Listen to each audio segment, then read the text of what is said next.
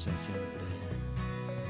Perubahan pada unsur-unsur kebudayaan, baik yang bersifat material maupun yang bersifat non-material atau imaterial. Mengenai perubahan sosial budaya juga ada yang disebut dengan modernisasi. Usaha untuk hidup sesuai dengan zaman dan konstelasi dunia sekarang. Upaya untuk menyesuaikan diri dengan kondisi saat ini bisa disebut dengan proses modernisasi. Orang-orang yang tidak mengikuti kondisi saat ini disebut dengan tradisional. Nah, jenis-jenis perubahan sosial budaya berdasarkan waktunya revolusi.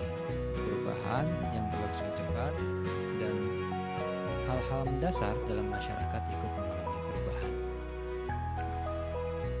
Contoh perubahan revolusi itu adalah revolusi industri.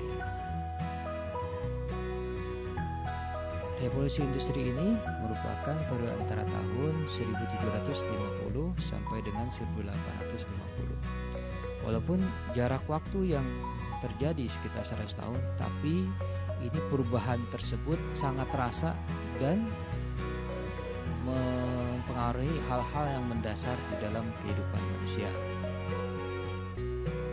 Hal ini ditenggarai oleh ditemukannya mesin uap. Revolusi industri sendiri perubahan penggunaan tenaga kerja manusia menjadi mesin. Tentu hal ini punya dampak yang sangat besar. Positifnya adalah tingkat produksi semakin besar,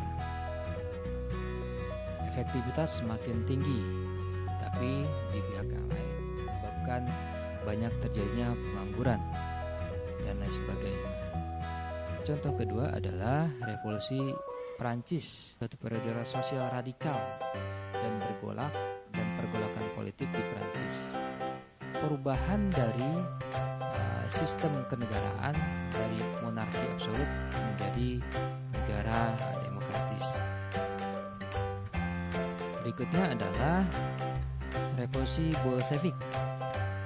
Revolusi Bolshevik ini terjadi di Rusia. Revolusi yang dilakukan oleh pihak komunis Rusia di bawah pimpinan kerajaan menjadi negara yang berhaluan komunis. Berdasarkan waktunya dan evolusi perubahan yang berlangsung lama dan diikuti rentetan perubahan kecil.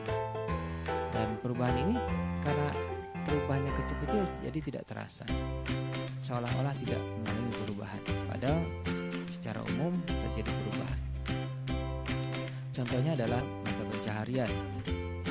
Pada awalnya mereka mencari makan dan sebagainya itu dengan cara berburu, maka disebut dengan masa berburu. Mereka kemudian mencoba bercocok tanam, maka muncullah masa bercocok tanam.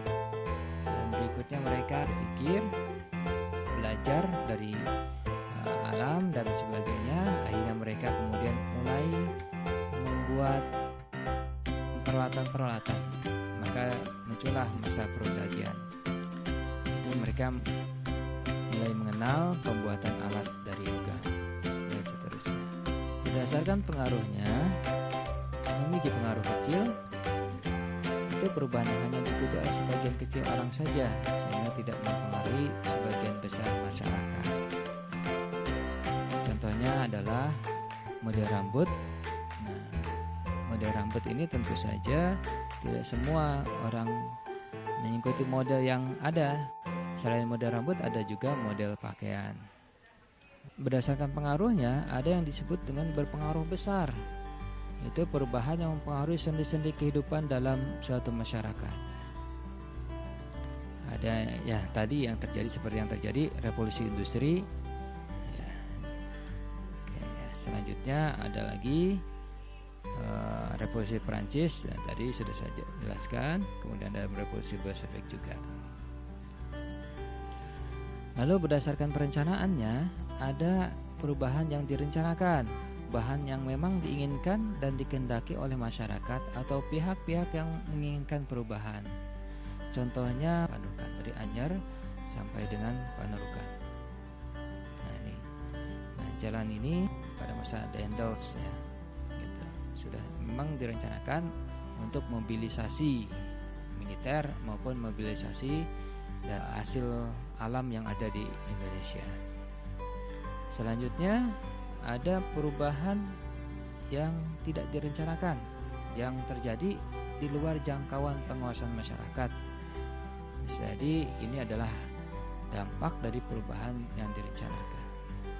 Contohnya adalah bencana alam, gunung meletus, kemudian ada kebakaran hutan, ada tanah longsor, yang mungkin kita masih ingat beberapa masa yang lalu ada longsor di Padang yang menimbun desa di bawahnya, kemudian di Bojonegoro dan lain sebagainya. Kemudian berikutnya juga ada kekeringan.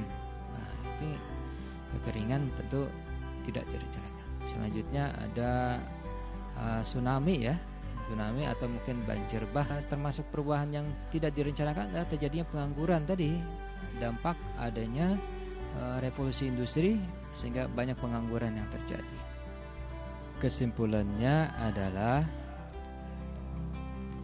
jenis perubahan sosial budaya itu jika dilihat dari waktunya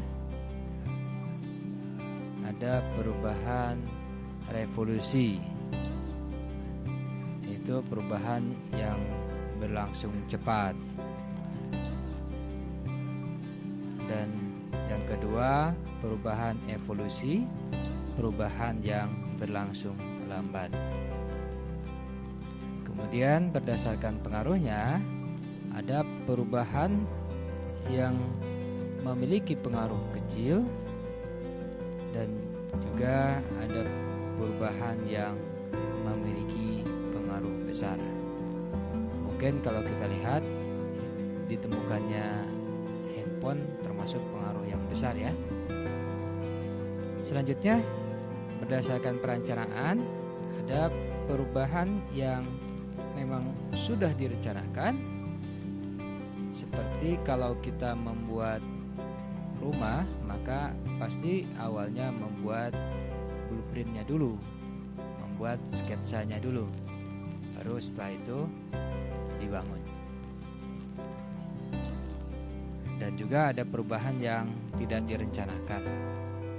Ya, tadi sudah kita lihat contohnya, misalnya terjadinya pengangguran ketika